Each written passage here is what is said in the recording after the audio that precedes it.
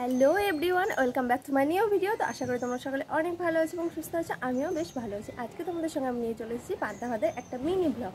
তো চলো দেখতে থাকো আমি কি দিয়ে পান্তা ভাত। আমরা গ্রাম বাংলার মানুষ, আমাদের কাছে পান্তা ভাত ভীষণ প্রিয়। মাঝে মধ্যেই সকালের জলখাবারে পান্তা ভাত খেয়ে থাকি। এই গরমের দিনে গাছতলায় বসে পান্তা ভাত খাবো আর ঘুম দেবো, এর থেকে মজা কি আর কিছু হতে পারে? তো আমিও সকাল সকাল স্নান টান করে পান্তা ভাত নিয়ে হাজির হয়ে গেছি। চলো ঝটপট দেখে নিই পান্তার সাথে কি কি নিয়েছি। এখানে নিয়েছি ছোলা দিয়ে আলু সিদ্ধ মাখা, আলু পোস্ত, মসুর ডালের বড়া ভাজা, আর পেঁয়াজ কুচি দিয়ে মুচমুচে ডাল চানাচুর মাখানো, আর সাথে রয়েছে গোটা পেঁয়াজ, শুকনো লঙ্কা এবং এর উপরে একটু সরষের তেল ছিটিয়ে নিয়েছি। দেখতে যখন এতটাই লোভনীয় লাগছে, খেতেও কিন্তু অনেক স্বাদ হবে। তো চলো খেয়ে নিই, দেখি কেমন লাগছে। ছোলা ভাজা, আলু সিদ্ধ আর চানাচুর মাখা দিয়ে ভাতটাকে বেশ ভালো করে মেখে এক গাছ মুখে পুরে নিলাম। দেখো, আর সাথে এক কামড় পেঁয়াজও কিন্তু খেয়ে নিলাম।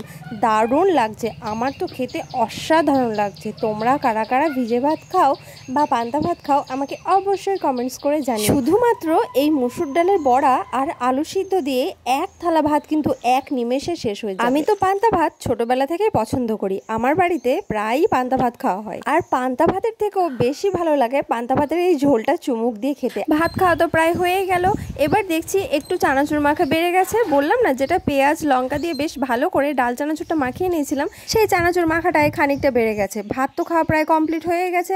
এবার এই চানাচুর মাখাটা শুধু মুখেই আমি খেয়ে নিচ্ছি, আমার কিন্তু বেশ ভালো লাগছে। তো ফাইনালি আমার খাওয়া দাওয়া কমপ্লিট হয়ে গেছে। আমি বেশ ভালো করে মুখ টুক ধুয়ে হাত মুখ মুছে নিচ্ছি। এবার এক লোটা জল খেয়ে আরামসে ঘুম দেবো। এক লোটা মানে এক ঘটি জল। তো ভিডিওটা তোমাদের ভালো লাগলে অবশ্যই একটা লাইক, কমেন্ট, শেয়ার এবং আমার চ্যানেলটিকে সাবস্ক্রাইব করে আমার পাশে থেকো। টাটা, দেখা হচ্ছে নতুন একটি ব্লগের সঙ্গে। ভালো থেকো সবাই।